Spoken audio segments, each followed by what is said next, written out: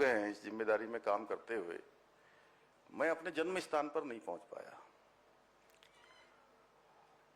तो इस बार मैंने मन में सोचा जौलजीबी का मेला है और वहां से 5-7 मिनट 10 मिनट लगते हैं, पहले मैं वहां जाऊंगा और वहां से फिर मेले में आऊंगा।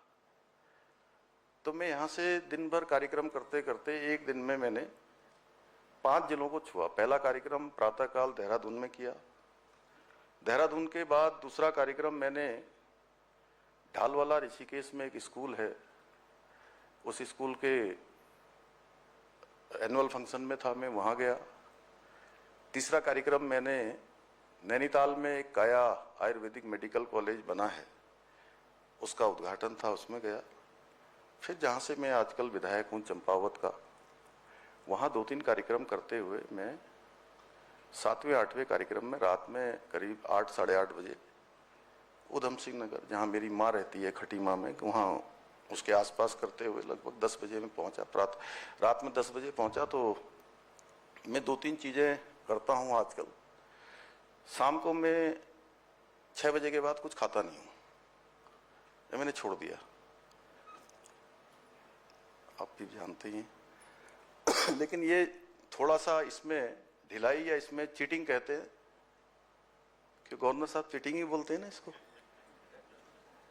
तो ये मैं माता जी के यहाँ जाकर कर लेता हूँ, क्योंकि फिर वो इंतजार करती रहती हैं कि इसने खाना नहीं खाया होगा, ये नहीं खाया होगा। नहीं खाऊंगा तो उनको भी अच्छा नहीं लगता। तो मैं रात में 10 बजे उनके साथ थोड़ा 1-2 रोटी खाने के लिए बैठा। तो मैंने कहा अब कल मैं वहाँ जा रहा हूँ गाँव में,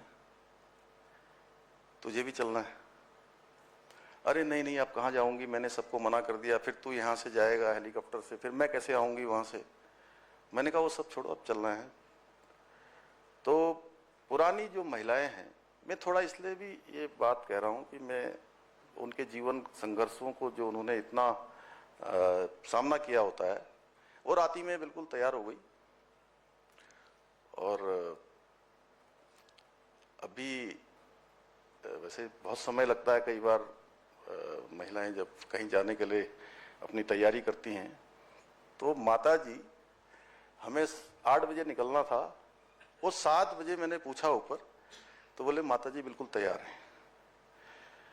मैं उनको लेके जब गया और मंदिर में जाने से पहले सीढ़ियों में चढ़ रहे थे, तब मुझे पता नहीं ऐसा लगा कि मेरे आंसू निकल जाएंगे।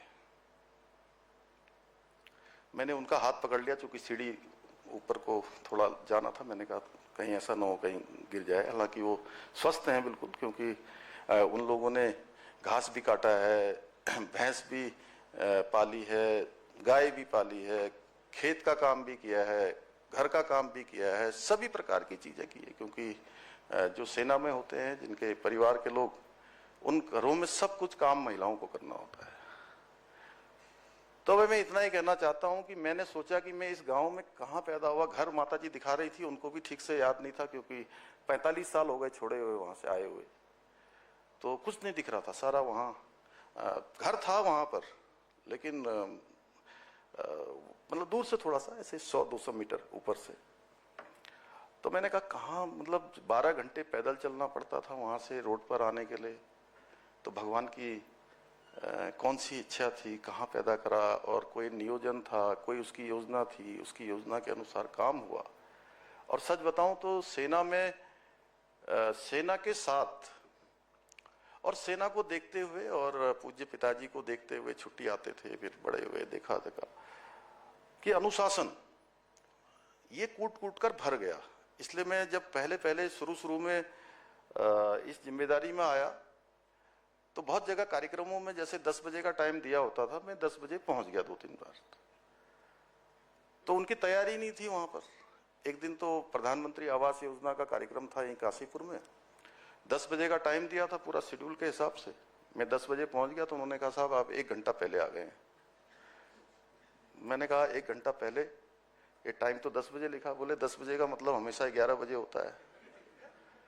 तो मैंने कहा श्री गुरु तेग बहादुर